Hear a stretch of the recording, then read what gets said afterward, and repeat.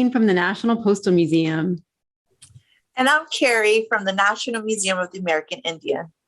Welcome to Stamp Stories, where we explore topics that appear on postage stamps. New stamps come out every year on a wide variety of topics. Today, we're going to learn about the celebration from Mexico called the Day of the Dead, Dia de los Muertos. I'm so happy to be here today to talk about this because I'm a first-generation Indigenous Mexican American born and raised in New York City. One of the most important celebrations my family maintains and practice is Dia de los Muertos, or Day of the Dead. Dia de los Muertos is celebrated on October 31st, November 1st, and November 2nd, and it has its origins in indigenous cultures of Mexico and Central and South America. It is a time for families to remember those who have passed away. The celebrations are different from place to place, and they include altares and similar ofrendas, or offerings. And let's read a book to learn a little bit more about it. Dia de los Muertos by Roseanne Greenfield Thong, illustrated by Carles Ballesteros. Special thanks to Albert Whitman and Company for permission to use this book. It's Dia de los Muertos, the sun's coming round, as niños prepare in each pueblo and town. For today we will honor our dearly departed with celebraciones. It's time to get started. At home, we've adorned our altares with care. They're heaped with recuerdos and good things to share. Sweet calaveras, so sugary white, they give toothy smiles, but never a fright. A black and white photo of Grandpa Padilla, who's riding on horseback, just like Pancho Villa. And toys for remembering small angelitos, a train and a dollhouse are both favoritos. Then off to the graveyard we head with ofrendas and colorful blankets to make meriendas. We carry incienso and velas to burn that will guide spirits back for their yearly return.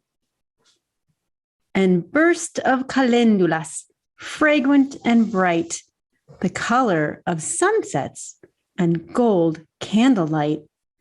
A path of pétalos will help lead our guest to pillows and blankets for taking a rest.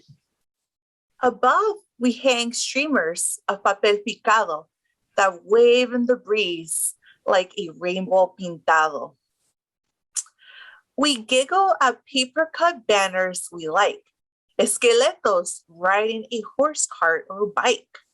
We share in the foods that our guests love to eat, fresh fruits and tamales, a holiday treat, and clay pots of grandmother's fresh chicken stew with mugs of atole, a chocolatey brew.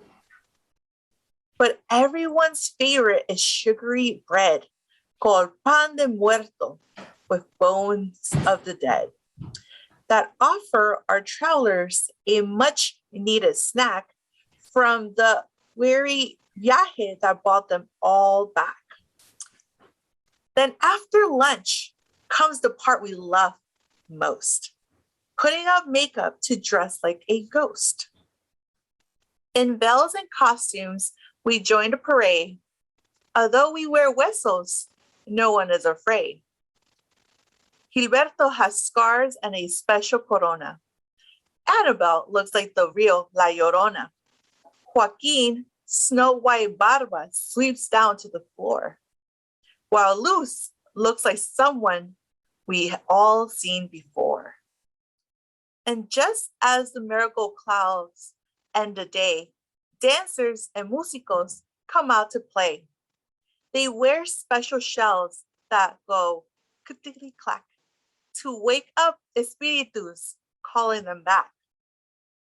As candle flames glister, our smiles are bright. Our ancestors know we are with them tonight. They return to their world without sadness or fear, knowing they will stay in our hearts till next year. The book gave us a great introduction to Dia de los Muertos. Now I will share some images of how the National Museum of the American Indian celebrates Dia de los Muertos. Most families build and decorate altares with ofrendas, which are offerings in their homes, community centers, cemeteries, and other meaningful places. Colorful altares honor the spirit and memory of past loved ones with photos, personal belongings, and their favorite food or drinks. Let's look closely at a few altares made by Indigenous community members and artists at the National Museum of the American Indian. Although each one of them is different, they all have the similar ofrendas or offerings. A few of the ofrendas you may find or see in altares are calaveras and sugar skulls are very important in ofrendas in the altares. Sugar skulls in particular are made from a sugar paste called afriniques. Sugar represents the sweetness of life. The skulls represent the sadness of death.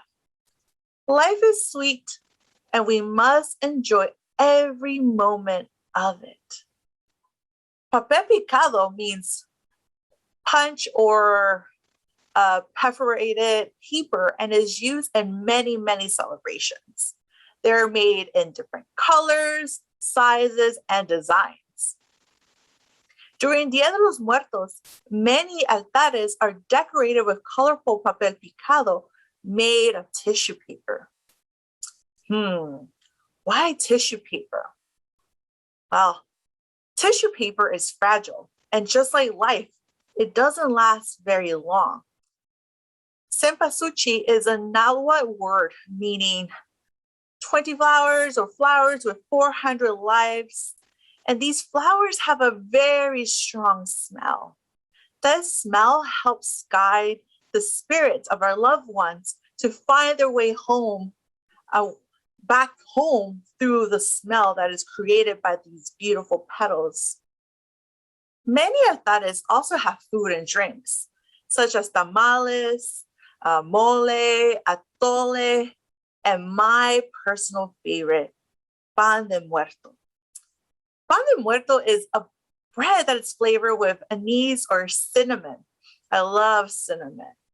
And the shapes and decorations are different depending on the region they're being made in Mexico. Some are shaped like humans or like people. Some are circular, that decorated with bones on top. And some have icings, and some have also colored sugar on top. Another really important thing are photos and personal belongings that belong to the family members are also present in these altares to honor and remember those special moments of his or her life. There are also 4 elements found in these altares. The copan, which is right in the center in this photograph, is burned to cleanse or heal, and also to please or make our loved one's spirit happy. This is the air element. You also find lots of cups of water, and this represents the element of water. After the long journey, our loved one's spirits are thirsty, and so this cup of water helps them quench their thirst. Earth is also represented by the traditional crops or foods made from them, such as atole, which is a corn-based drink, tamales that are also made from corn, and mole. I love me some mole. And then the last element is fire. And this one is present in the form of candles. So you find many candles in all these altares, and the candles help light the way home. for our loved ones. And these are some of the objects, some of the ofrendas that I'm gathering slowly today and the next couple of days to build my family altar as we do every year. And I go to my local market and to my local community stores to buy the pan de muerto, to get the candles ready, my copal, and getting that all set up for my family altar. Thanks, Carrie. It was great to learn all about this fascinating celebration and to hear about your personal connection to it. And now we have a postal connection to Dia de los Muertos too. These 4 stamps were issued by the United States Postal Service on September 30th, 2021. It's the first time the Mexican celebration of Day of the Dead, Dia de los Muertos, has been featured on a postage stamp. The sugar skulls you see here represent a family with 2 adults and 2 children. Traditionally, Dia de los Muertos is celebrated over several days, with the first day honoring children who have passed away and the second day honoring adults. We can also see some other symbols that are part of the holiday. Do you notice anything we saw in the book or that Carrie talked about? I see candles included on these stamps, like the ones that would be placed on the altares as ofrendas, or offerings, honoring those who have passed away. I also see marigolds, which are the most popular flower used in celebrating Dia de los Muertos. Although the stamps we just saw are the first United States stamps to directly feature Dia de los Muertos, we can find one of the symbols of it on an earlier stamp issue. The postage stamps you see here were issued in 2017 and show the traditional Mexican folk art of papel picado, like Carrie showed us. Papel picado started in the Mexican state of Puebla. It's an art form that evolved over many years from the Aztec practice of carving designs into tree bark to make a type of rough paper called amate. Papel picado is most commonly used as a decoration for Dia de los Muertos, but it's also seen during other celebrations in Mexico, like religious holidays, birthdays, and weddings. The designs often feature birds and flowers, like you see here. The individual sheets of tissue paper are strung together to make a banner that can be hung up almost anywhere to create a festive atmosphere. Though it's a first in the United States, the celebration of Dia de los Muertos has been honored many times on stamps from Mexico. Here's one example. It reminds me of the new US stamps with all the colors and the skeletons and the flowers and candles. Let's look at a few more stamps from Mexico. Keep an eye out for all those symbols of Dia de los Muertos that we've talked about. I like this one with the skeleton dressed up like a mail carrier. Do you see the mail bag, the uniform hat, and the letter in the skeleton's hand? It's a fun and creative way to connect the Postal Service to the holiday. All these stamps we've looked at from Mexico say Tradiciones Mexicanas on them, which means Mexican traditions.